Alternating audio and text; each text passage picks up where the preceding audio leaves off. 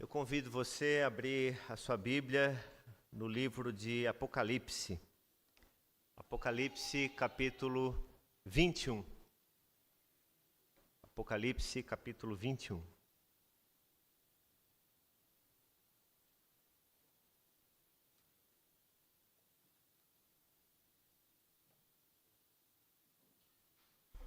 Diz o texto da palavra: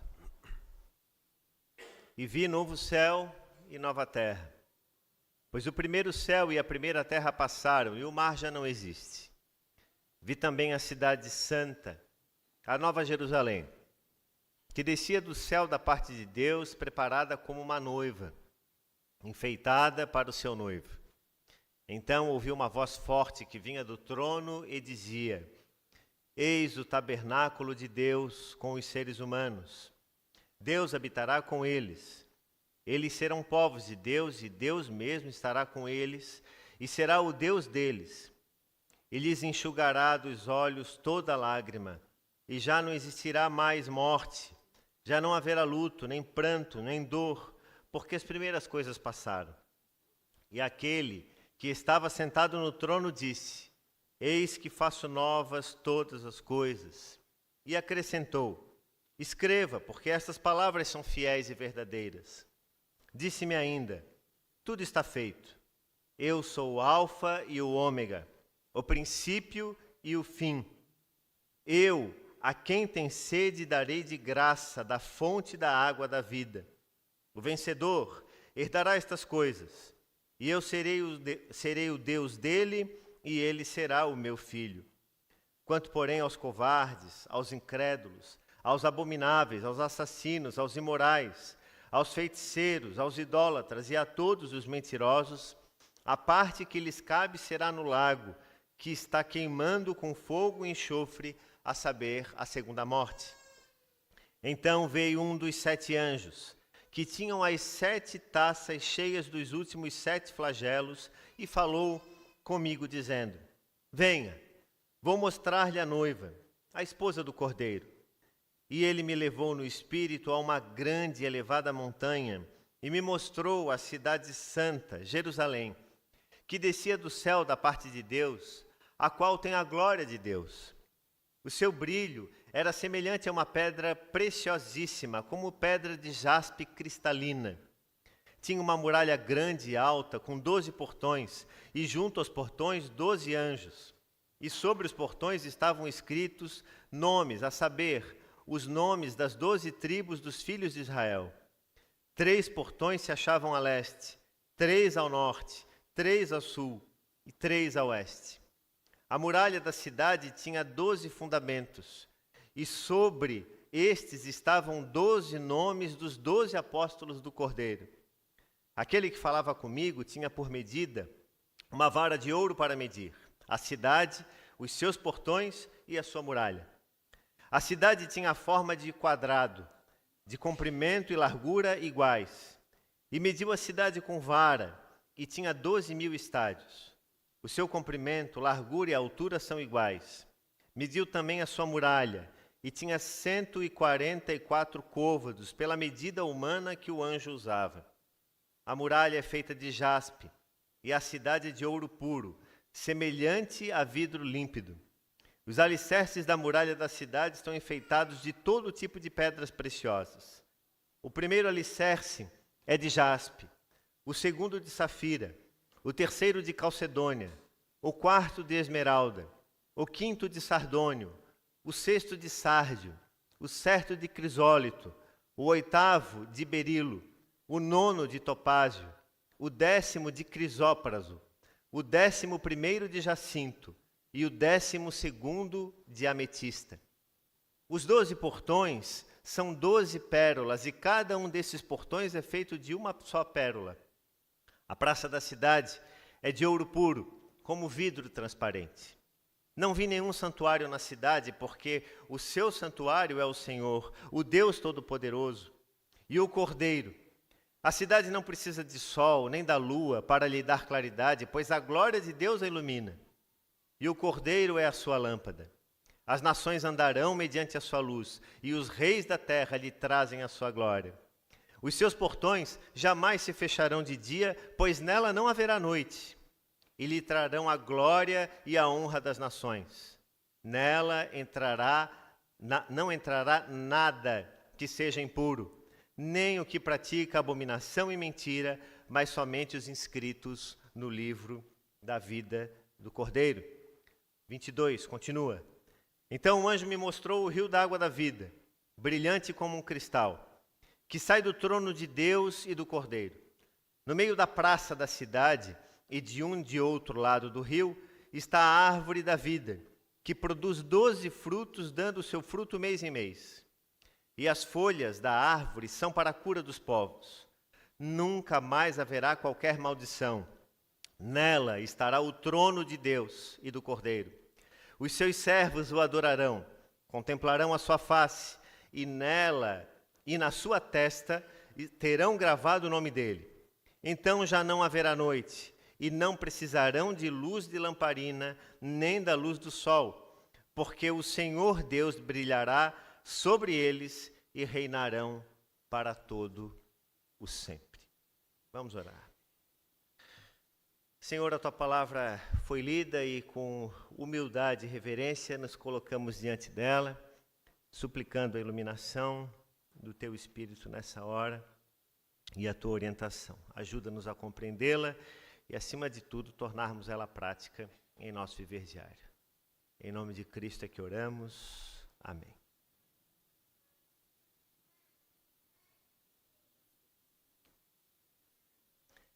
Com muita frequência, nós fechamos o livro de Apocalipse com aquilo que a gente pode chamar de o cadeado do medo. As pessoas têm medo de muitas vezes lerem o livro de Apocalipse, porque acreditam que é a liturgia do fim. E tem muita gente sincera que acredita que se não ler, não vai ficar tão atento a tudo o que está acontecendo e, de repente, pode ser que lendo acelere mais as coisas e o fim chegue logo. Mas o fato é que o livro de Apocalipse ele tem uma razão e um motivo para existir. E a sua leitura, talvez ela seja muito mais simples do que pareça. A grande verdade é que os seres humanos complicam demais. E ao longo dos séculos e das últimas décadas, podemos assim dizer, houve um aumento absurdo de interpretações equivocadas a respeito do livro de Apocalipse. É verdade que João Calvino, por exemplo, não fez nenhum comentário acerca de Apocalipse. Foi o único livro da Bíblia que ele escolheu para não fazer comentário. Eu quero crer que foi porque não deu tempo, né? Porque ele já tinha feito as Institutas, fez de todos os outros livros, então faltou ali o livro de Apocalipse para ele terminar. Mas, certamente, nós temos aí inúmeros autores, grandes teólogos, homens que Deus tem usado ao longo dos tempos para nos falar a respeito do livro de Apocalipse. Então, a primeira coisa que nós precisamos entender, nós não precisamos ter medo de estudar sobre o livro das últimas coisas. E o termo Apocalipse, ele não é um termo que anuncia a tragédia, mas ele fala sobre o desvendar de uma cortina que se abre. É o momento em que Deus, ele remove o véu que encobre os eventos humanos para revelar a majestade e apresentar ao mundo quem de fato governa o universo. Então, o livro de Apocalipse, ele caminha justamente nessa direção.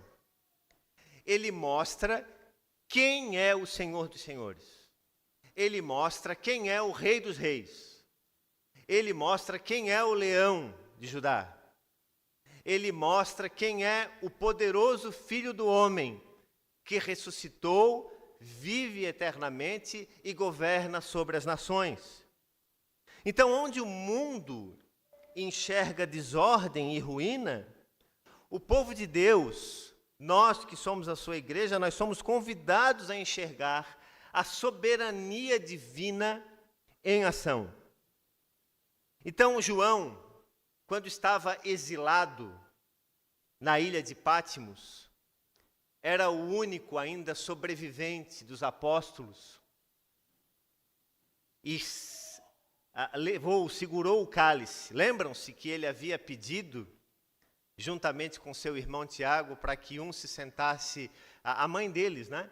Um se sentasse à direita e outro à esquerda, e Jesus olha para eles assim: vocês podem beber no cálice que eu estou para beber? E eles disseram: sim, estamos prontos a beber. Então vocês vão beber o cálice, mas o sentar-se à direita ou à esquerda não me compete.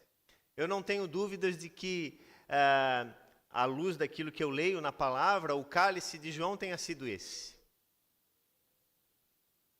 Longevo, sozinho, numa ilha, e recebendo uma das revelações mais importantes da Bíblia, a revelação das últimas coisas. Mas quando João recebe esta mensagem, ele não a recebe como um peso, mas ele a recebe como uma graça, como um presente dos céus, como algo que vem da presença de Deus, embrulhado, paramentado, entregue às mãos do seu discípulo João. Daquele a quem Jesus olha e diz que deveria cuidar da sua mãe como um filho.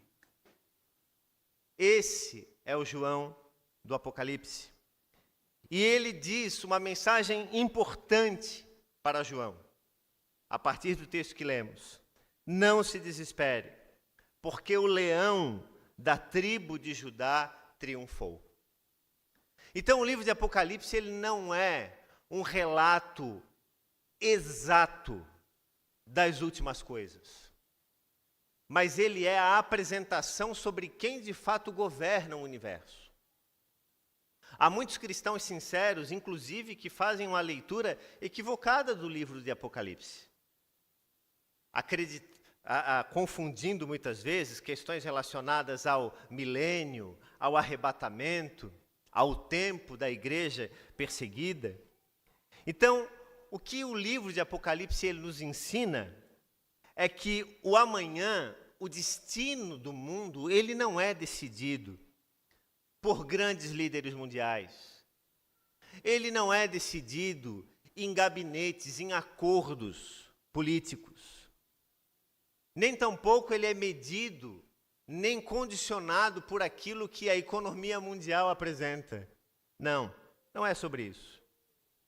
O que nós aprendemos através do livro de Apocalipse é que o destino de cada partícula, de cada parte da matéria ou de cada item do universo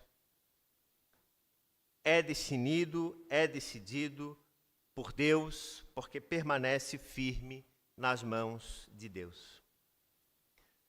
Dentro da teologia reformada, presbiteriana, a nossa fé, ela se firma no conceito do já e do ainda não. Nós acreditamos que o reino de Deus, ele já foi inaugurado pela vitória de Cristo na cruz, embora a sua plenitude total esteja ainda por vir. Então nós já acreditamos que o milênio já chegou. E é justamente o período que existe desde a vinda de Jesus, da sua primeira vinda até a sua segunda vinda. Então, em vez de nós nos focarmos em cronogramas humanos, nós descansamos na soberania de Deus. É isso que o livro de Apocalipse nos ensina a fazer, que conduz sua aliança com fidelidade absoluta, através da história dos tempos e através da promessa do retorno glorioso do seu Filho. Nós entendemos que esse final de todas as coisas, ele é orientado por Jesus e por Deus, o seu Pai. E Jesus, quando vier do seu trono celestial, durante toda a era da igreja, e ele continua a existir, e quando ele vier, então, plenamente, totalmente, nós então teremos descortinado nos nossos olhos aquilo que antes víamos apenas em parte.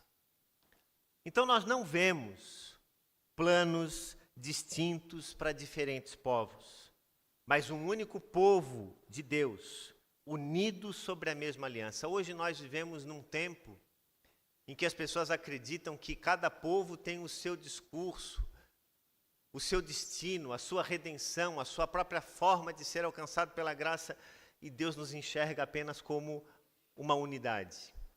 Nós estamos habitando essa terra, nós habitamos esse cosmos. E é desse cosmos que tudo foi originado. É desse cosmos que o nosso corpo veio. Porque Deus criou o homem do pó da terra. E Deus fez com que o homem viesse do pó, e o seu destino é para onde? Para o pó. Veio do pó e ao pó tornará. E o que o livro de Apocalipse nos fala é que no fim de todas as coisas, aquilo que era pó tornará vida. E se você tem dúvidas sobre como pode ser essa cena, leia o capítulo 37 de Ezequiel. Lá você encontra uma visão parecida, semelhante àquela que se verá no dia da ressurreição. Então, quando Deus chama a sua igreja para ler e estudar o livro de Apocalipse, nós não somos chamados para ler e ficar atentos às minúcias, pensando que detalhes aqui e acolá determinam o futuro e o destino da igreja. Ou de que se nós nos apegarmos a esse ou aquele ponto, isso deve ser usado como parte da liturgia da igreja, ou como parte de uma liturgia do fim de todas as coisas. O que o livro de Apocalipse nos ensina é que a nossa esperança final é o retorno visível de Jesus para restaurar todas as coisas. Porque nós aguardamos a ressurreição do corpo e o estabelecimento de novos céus e de nova terra. E aqui é algo importante a pensarmos. Quando se fala, e quando o livro de Apocalipse fala sobre novo céu e nova terra, ele não está dizendo que você vai entrar numa cápsula e vai ser transportado para um outro planeta novo, inaugurado por Deus. De modo algum. O que a Bíblia nos fala é de que esta terra em que vivemos passará por uma grande purificação e por uma grande transformação. E é nessa terra que nós habitaremos a eternidade. Não com as marcas do pecado, não com as marcas do erro, não com os dramas que estão existindo e que se manifestam cada vez mais. Porque hoje nós sabemos que a existência humana, ela tem prejudicado em muito a manutenção da própria vida humana na Terra. Nós temos visto aí a quantidade de praias com problemas de esgoto a céu aberto em várias partes do nosso litoral. Isso é obra de quem? Obra do homem. O homem, como diria o célebre filósofo, o homem é o lobo do homem. Ele é quem persegue, ele é quem busca matar o próprio homem. Então Deus olha do alto dos céus para todas essas coisas e diz: pobres homens, infelizes homens, que acreditam que são poderosos, que acreditam que são eternos, que acreditam que as suas obras permanecerão para sempre. Os egípcios acreditavam assim. Os babilônicos acreditavam assim. Adolf Hitler, quando inaugurou o Terceiro Reich, cria plenamente que ele era a terceira parte de um império grandioso. O primeiro, o Sacro Império Romano-Germânico. O segundo, o Império Alemão. E o Terceiro Reich. Ele acreditava que o seu reino seria um reino de 1000 anos. Tolo. Não durou mais do que 20 anos. E morreu acossado, fugido, preso num bunker. Então, todos os poderosos que se levantam ao longo da história da humanidade não são capazes de escrever o destino final daquilo que Deus de antemão já escreveu antes de todas as coisas. Então, o que significa falar sobre esse novo céu e essa nova terra? Ela fala mais do que uma existência imaterial. A nossa meta é a renovação de todo o cosmos sobre o senhorio de Cristo. E essa é uma prova tão verdadeira que Jesus Cristo, quando ressuscitou, ele ressuscitou no seu corpo. Ele ressuscitou como homem, com o seu coração batendo. Tanto que quando Tomé duvidou se de fato era Jesus que estava diante dele, o que é que Jesus falou para Tomé? Põe a mão, toca. Se tens dúvida, toca. Mas o corpo de Jesus já havia passado por uma grande transformação. Porque Jesus, ele é, na verdade, o primeiro daqueles que dormem. Jesus, na verdade, é o primeiro daqueles que haverão de vir com a segunda vinda dele. Então, o que é que esse texto de Apocalipse 21 e Apocalipse 22 nos fala, até o versículo 5, mais especificamente, que são necessários e importantes para a nossa vida e para o nosso conhecimento? Que, na verdade, o capítulo 21 e o capítulo 22 são, digamos assim, o resumo final do livro de Apocalipse. A primeira coisa que esse texto nos ensina é que quando todas as coisas acabarem, nós teremos um novo lar onde a justiça habitará. Nós vivemos num mundo de injustiças, e eu acredito que todos aqui concordam comigo. Injustiças sociais, injustiça na justiça, injustiça política, injustiça muitas vezes nos relacionamentos humanos. Nós vivemos num mundo de injustiça. Então, a nossa eternidade, a nossa vida eterna com Deus, ela não será uma existência abstrata nas nuvens como tem sido pintado ao longo dos séculos por muitos homens. Como se nós fôssemos viver pisando nas nuvens. Mas a restauração plena de tudo aquilo que Deus criou. Deus vai restaurar tudo aquilo que Ele fez, mas de uma forma absolutamente maior, mais poderosa e mais especial do que nós vivemos hoje, daquilo que vemos com os nossos olhos hoje. A promessa da renovação, João escreve, Apocalipse capítulo 21, versículo 1, diz o texto: Vi novo céu e nova terra, pois o primeiro céu e a primeira terra passaram, e o mar já não existe. O primeiro céu e a primeira terra já passaram. O que nós veremos, os nossos olhos não são capazes de perceber. Deus, na verdade, ele em nenhum momento ele descarta a sua criação, mas ele cura a sua criação. Porque Deus vai restaurar ao modo original, só que no modo muito mais perfeito, aquilo que ele criou. Por fim, nós teremos o encerramento final da incompletude. Desde que o homem ele caiu, lá no início, o pecado ele gera um vazio no coração do homem.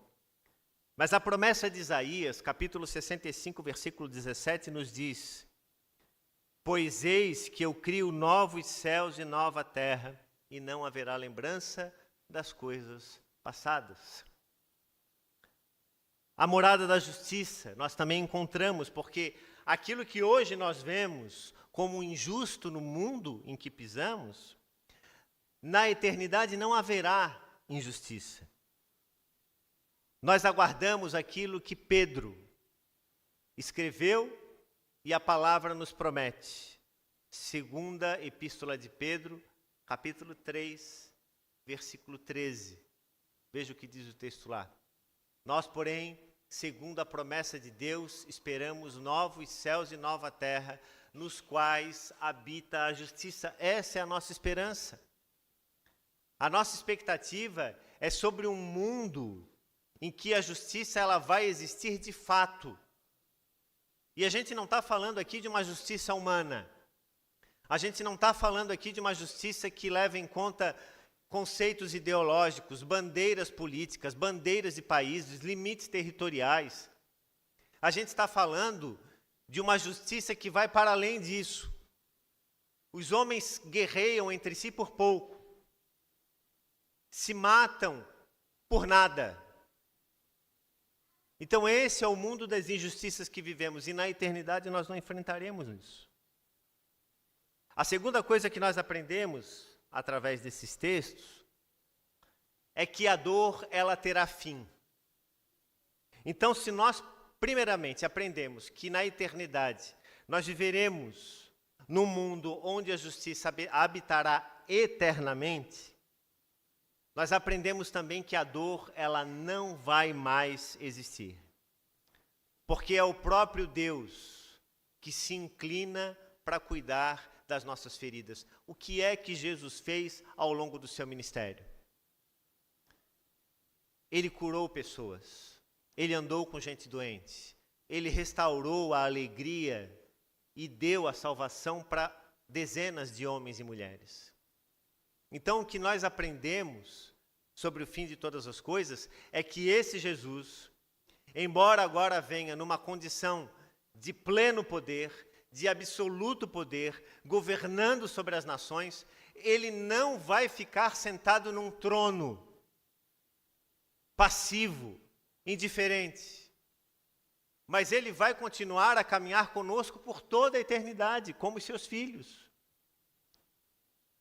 Então nós não precisamos ter medo, temor sobre aquilo que será no futuro, porque aquilo que Jesus fez no seu ministério, na sua caminhada, andando com pessoas, ouvindo pessoas, curando pessoas, abraçando pessoas, não será diferente na eternidade.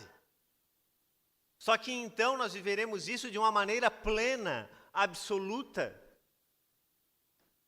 Nós não viveremos isso de forma parcial. Como diz o apóstolo Paulo, hoje nós vemos como por um espelho. Nós vemos com certo grau de invisibilidade. Mas um dia nós veremos face a face.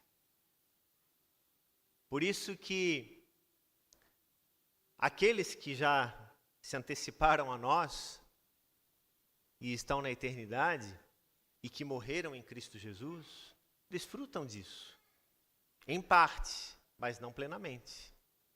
Porque desfrutam disso espiritualmente.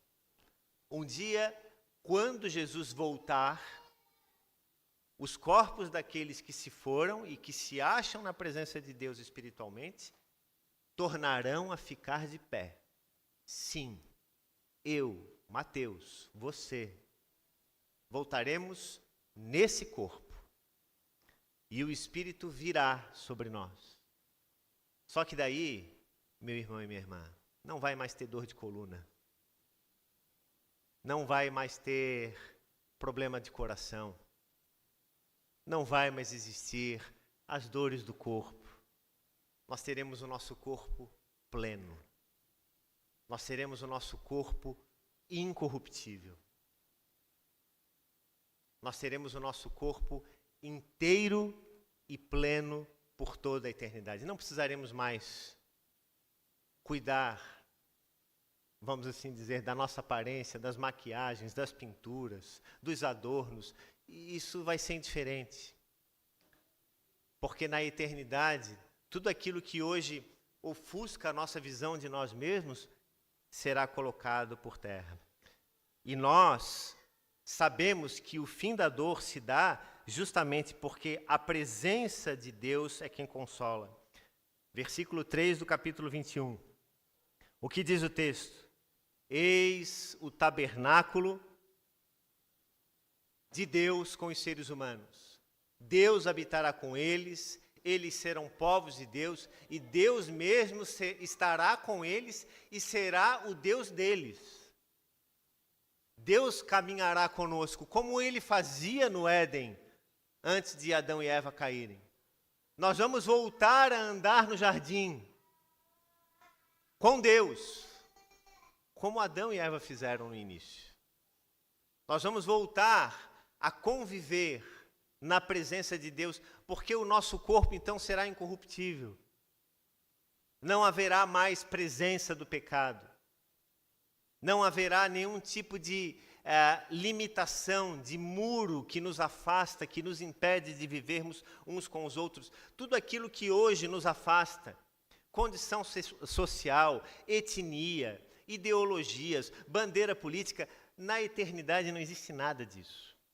Por isso que quando eu olho, às vezes, quando a gente olha os cristãos se degladiando por estas coisas, como perdem o foco? O nosso foco não está nisso, irmão. O nosso foco está na eternidade com Cristo Jesus. Mas é claro, os nossos olhos não ficam só voltados para lá. Deus me chama a começar o céu aqui. Uma música belíssima que eu ouvia muito na minha adolescência, falava sobre o céu é aqui. Linda. Acho até que era cantado pelos adventistas. Não é isso, né, Lauren? Lindíssima essa música, porque fala, o céu é aqui se eu me ajoelho para orar, o céu é aqui para fazer as coisas que eu preciso fazer, o céu é aqui se eu reservo mais tempo para viver com a minha família, com a minha esposa, com as minhas filhas. O céu é aqui se eu procuro viver uma vida espiritual mais pacífica dentro do meu coração e menos belicosa. O céu é aqui se eu procuro construir um mundo de paz, de sobriedade, de sensatez e de menos guerra, de menos embate. Eu já antecipo a glória da eternidade para o tempo presente. Foi isso que Jesus fez. Pensem comigo, vocês acreditam verdadeiramente que Deus, em todo poder e graça, Ele não teria condições de resolver a questão humana num estralar de dedos? Por que é que Jesus veio ao mundo? Por que é que Jesus se fez servo? Assumiu uma forma muito mais que humilde, mas humilhante. E andou entre os homens e as mulheres pecadoras. Por qual motivo? Por qual objetivo? Para anunciar a elas de que o reino de Deus chegou. Então nós não estamos esperando pela vinda do próximo milênio. O milênio de Cristo já chegou. O tempo de Deus já chegou. O reino de Deus já está entre nós. Só que nós muitas vezes não compreendemos isso e vivemos como se precisássemos passar por grandes e perigosos momentos da história para que então um dia experimentemos essa boa nova. A Bíblia não exclui que nos últimos dias a perseguição e os problemas sobre os cristãos serão maiores. Ela não exclui isso. Porque há inclusive um pensamento antigo que diz que a igreja, ela não é a mais perseguida, ou ela não é mais fiel porque ela é mais perseguida. A igreja não é mais fiel porque ela é mais perseguida. A igreja ela é mais perseguida porque ela é mais fiel. Então, se nós como discípulos de Jesus, de fato, quisermos viver esse evangelho no cotidiano da nossa existência, é óbvio, as tribulações serão maiores, as perseguições serão maiores, os questionamentos serão maiores. Então, esse tabernáculo de Deus com os homens, o tabernáculo que é aquela tenda que o povo usava ao longo do tempo em que viviam, errantes pelo deserto, esse tabernáculo era o contato entre Deus e os homens, mas agora já não existirá mais a distinção, porque o acesso a Deus ele é absoluto e franco. O luto também já não existirá mais. Versículo 4 do capítulo 21. Deus vai enxugar dos olhos toda a lágrima e a morte já não mais existirá. Fale para mim. Uma das coisas que eu e você mais tememos é a morte. Se não tememos por nós mesmos, mas tememos por perder alguém que nós amamos. Não é isso? Talvez você diga assim, eu não tenho medo da morte. Eu também não tenho. Mas pensar em perder alguém é algo que dói. Não dói? Na eternidade, a morte ela já não mais existirá. E nós teremos então um convite para a graça. Versículo 6. Um convite pela graça. O que diz o versículo 6? Tudo está feito. Eu sou o Alfa e o Ômega, o princípio e o fim. Eu, a quem tem sede, darei de graça da fonte da água da vida. Essa água que o Senhor nos dá é que vai satisfazer toda a nossa sede. E por fim, nós viveremos numa cidade radiante e segura. A Nova Jerusalém. Essa Nova Jerusalém que João usa de tantos detalhes, de pedras preciosas, de esquinas, de chão, de construção. Mas que, na verdade, essa Nova Jerusalém é uma cidade que reflete a perfeição de Deus.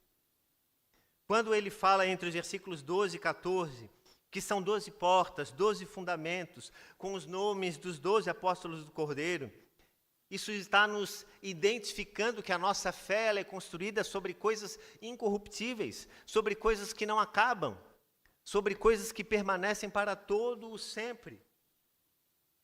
Nela existirá uma luz inesgotável. Não haverá mais, irmãos e irmãs, os dias escuros da alma. Quantas vezes nós passamos por dias escuros da alma? Quantas vezes nós nos sentimos desolados, entristecidos, abatidos, sem rumo, sem chão? Isso é a presença do pecado na nossa vida, mas ainda que sejamos fiéis discípulos de Jesus, nós vamos passar por esse abatimento, porque o pecado ainda está presente no mundo. Então nós ainda teremos que lidar com isso até o fim de todas as coisas. Mas a luz inesgotável que procede do Senhor tirará todo o peso e todo o drama. A cidade não precisa nem do sol, nem da lua, pois a glória de Deus ilumina e o Cordeiro é a sua lâmpada. É a glória de Deus que iluminará todas as coisas. Assim, tudo aquilo que o homem perdeu ao longo dos séculos de existência será restaurado. E a Bíblia termina onde tudo começou. Essa é a grande chave para a interpretação do livro de Apocalipse. As pessoas têm... Quando a gente olha, né, o Gênesis, a história do Gênesis, a gente vê tanta beleza, né? Até beleza em forma poética. E quando a gente olha para o livro de Apocalipse, é aquela coisa que assusta. Livros infantis, né? Eu tenho 2 crianças em casa. Eu nunca vi um livro infantil sobre Apocalipse. Não. Agora, sobre o Éden, dezenas. É porque as pessoas não conseguem entender que o começo e o fim estão falando da mesma coisa. De que o fim vai ser, na verdade, o recomeço daquilo que se perdeu lá no início. De que Deus vai restaurar todas as coisas conforme o seu plano original. Então, por isso que João vê o rio da água da vida, no versículo 1 do capítulo 22. Por isso que ele fala sobre a árvore que cura as enfermidades e as nações, versículo 2. E por isso que ele conclui falando sobre o ápice de toda a glória, quando ele fala que o maior privilégio do salvo é contemplar face a face a presença de Deus. Versículo 4 e versículo 5 do capítulo 22. Contemplarão a sua face e terão na sua testa gravado o nome dele. 5. Então já não haverá noite, e não precisarão de luz de lamparina, nem da luz do sol, porque o Senhor Deus brilhará sobre eles e reinarão para todo o sempre. Qual é o objetivo dessa mensagem? Eu sei que hoje estendeu um pouco mais, mas volta e meia, algumas pessoas me procuram dizendo: pastor, fala um pouco mais sobre Apocalipse. Fala sobre esse tema, aquele, enfim. O que é que o livro de Apocalipse, por fim, nos chama a atenção? E a pergunta que eu quero fazer: como nós podemos sair daqui hoje? Primeira coisa, chamados à perseverança. Persevere, porque Deus é que garante a nossa vitória em Cristo Jesus. Apocalipse capítulo 21, versículo 5. Eis que faço novas todas as coisas. Deus renova a minha vida, a sua vida e o universo como um todo. Viver em santidade, somos chamados a viver em santidade. E a viver, por fim, na expectativa daquilo que virá. Não apenas na angústia do que vivemos, mas na alegria do que um dia teremos.